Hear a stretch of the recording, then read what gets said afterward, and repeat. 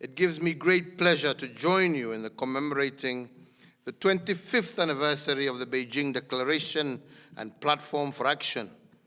The Beijing Platform for Action remains a powerful source of inspiration to our nations for the advancement of the rights of women and girls. Kenya is and continues to be committed to building global momentum for the realization of the Beijing goals, and it is indeed honored to offer leadership in the Generation Equality Action Coalition on GBV, together with the United Kingdom, Uruguay, Iceland, and Zimbabwe. This meeting comes in the midst, unfortunately, of the COVID-19 pandemic, which has caused not only a health and social crisis, but also an economic one the world over, thus threatening our gains on gender equality. To mitigate against the efforts and the effects of this pandemic, my administration took immediate action, including adopting policy interventions, facilitating economic relief packages, and establishing a COVID-19 emergency fund to mobilize resources towards curbing the spread, the effect, and impact of the virus. The fund has continued to support implementation of targeted interventions in the country to cushion Kenyans from COVID-19 shocks. Your Excellencies, gender equality remains central to the development agenda of my administration, as is indeed enshrined in our Constitution of Kenya. Kenya has adopted a robust policy and legal frameworks to promote, enforce, and monitor the realization of gender equality and the empowerment of women and girls. Our interventions are reinforced by the Sustainable Development Goals 2030 and the African Union Agenda 2063, particularly Aspiration number 6, which seeks to ensure that development is people-driven and is focused on unleashing the potential of its women and youth. It is also recalled that Kenya hosted the highly celebrated 1985 Third World Conference on Women, a conference that defined the Nairobi forward-looking strategies for the great advancement of women and which has greatly influenced our strategies and programs for women empowerment. Within the region, my government is party to the political declaration on Beijing +25, which sets out priority actions for realizing women's rights for an equal future. Your Excellencies, ladies and gentlemen, Kenya's implementation of the Beijing Platform is on track and in line with the 12 critical areas of concern.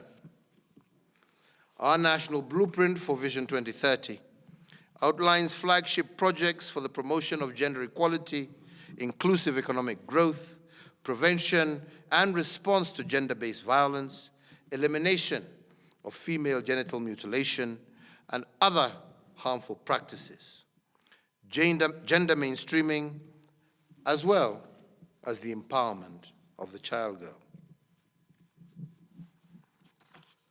With respect to economic empowerment, my administration has invested in women through catalytic funds to women equivalent to over $600 million. Over 3 million women have been trained on entrepreneurship skills and linked to large enterprises through market support and linkage programs. We are also implementing transformative social protection measures through major cash transfer programs with nationwide coverage, providing benefit to over 500,000 vulnerable households throughout our country. Our dedication to education has contributed to the achievement of gender parity in our primary school enrollment.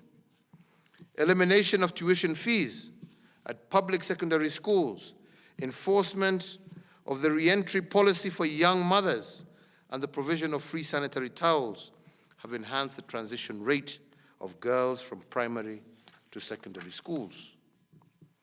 On health, our interventions are bearing fruit with a reduction of maternal mortality to 362 from 488 per 100,000 live births. Provision of free maternity health services have contributed to an increase of maternal utilization and delivery uptake from 52 to 60%, with skilled delivery increasing from 62% to 74%. On leadership, women comprise 33% of my cabinet and command strategic positions. Women are also heading critical parliamentary committees, and we are making steady progress in the judiciary, where women comprise 28.6% of the Supreme Court, 36.8% of our Court of Appeal, and 48.8% of our High Court, and 53.5% of our magistrates. Your Excellencies, ladies and gentlemen, my administration is especially steadfast in its commitment to end gender-based violence and harmful cultural practices. I have, in this regard, committed to have our communities who practice FGM as a culture to signify maturity and importance of girls, that there are other, better ways of achieving these cultural goals. In particular, encouraging our girls to seriously pursue their education, as this is key to securing a bright future and better positions, and thus be part of the pillars of our great nation. Further, in the spirit of regional cooperation, the Kenya government and that of Uganda, Tanzania, Ethiopia, and Somalia have signed a landmark declaration aimed at curbing cross-border FGM.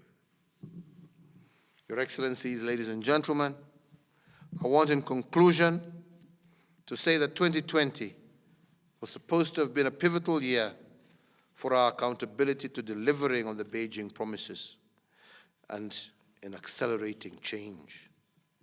The emergence of this pandemic is unprecedented, and if we're not careful, it is likely to reverse our gains.